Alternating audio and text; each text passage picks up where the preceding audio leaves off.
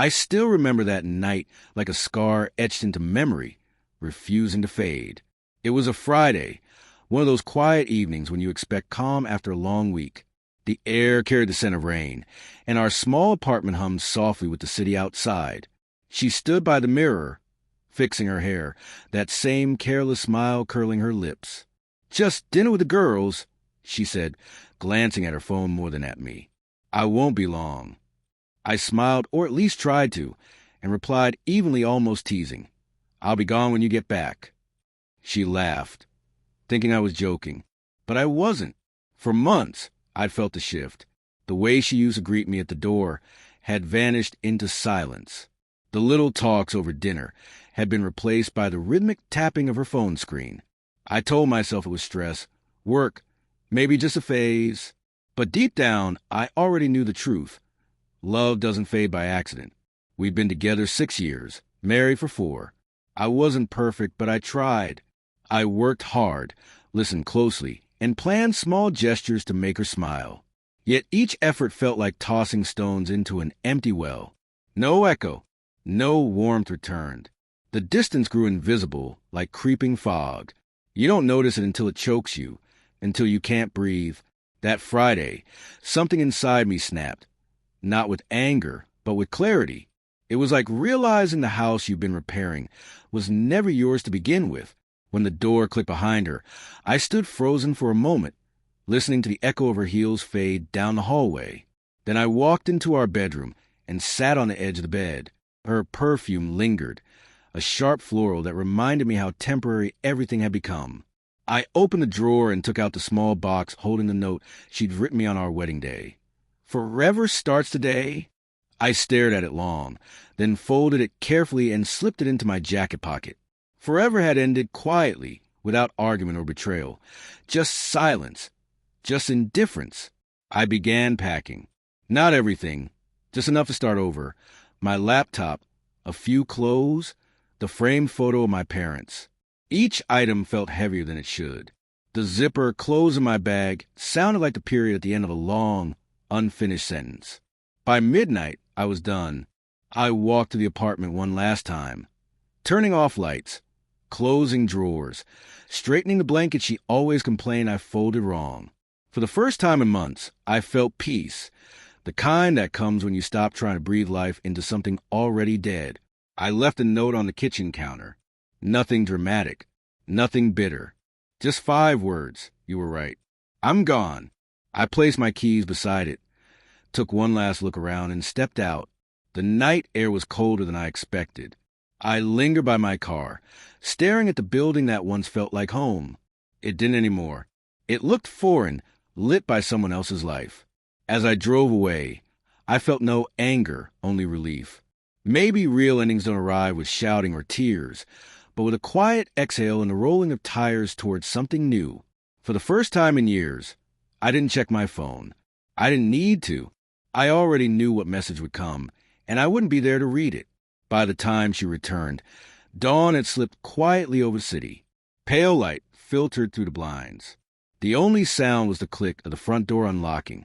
She stepped inside, heels in hand, laughter still ghosting her face from wherever she'd been. It took her a moment to notice the stillness, a stillness that doesn't belong in a shared space. No TV humming, no coffee mug half full, no jacket on the hook. "Eli." Her voice echoed, thin and fragile. Her eyes caught the note first. Small, folded, resting next to her keys.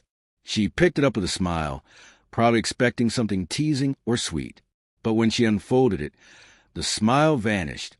"You were right. I'm gone." First, she didn't believe it. She opened the bedroom door to emptiness, the closet half bare, his toothbrush gone, his scent fading. Reality settled like dust in sunlight, quiet, undeniable.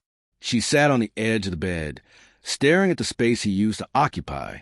Silence is beautiful only when shared. Alone, it screams. I wasn't there to watch her, but I imagined her face. Not because I wanted to, but because the mind fills the spaces you leave behind with what-ifs and maybes.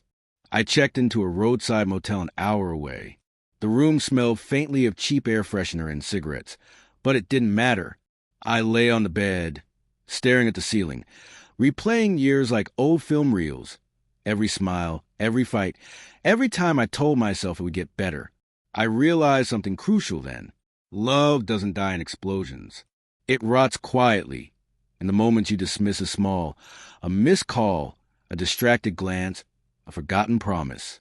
One day, you wake up and the person beside you is a stranger you once loved. Around 6 a.m., my phone buzzed, her name lighting up the screen. I watched it until the ringing stopped. Then it rang again and again. Finally, a text appeared. Where are you? What does this mean? I typed and deleted a dozen replies before settling on one. It means you don't have to pretend anymore. She didn't respond for hours.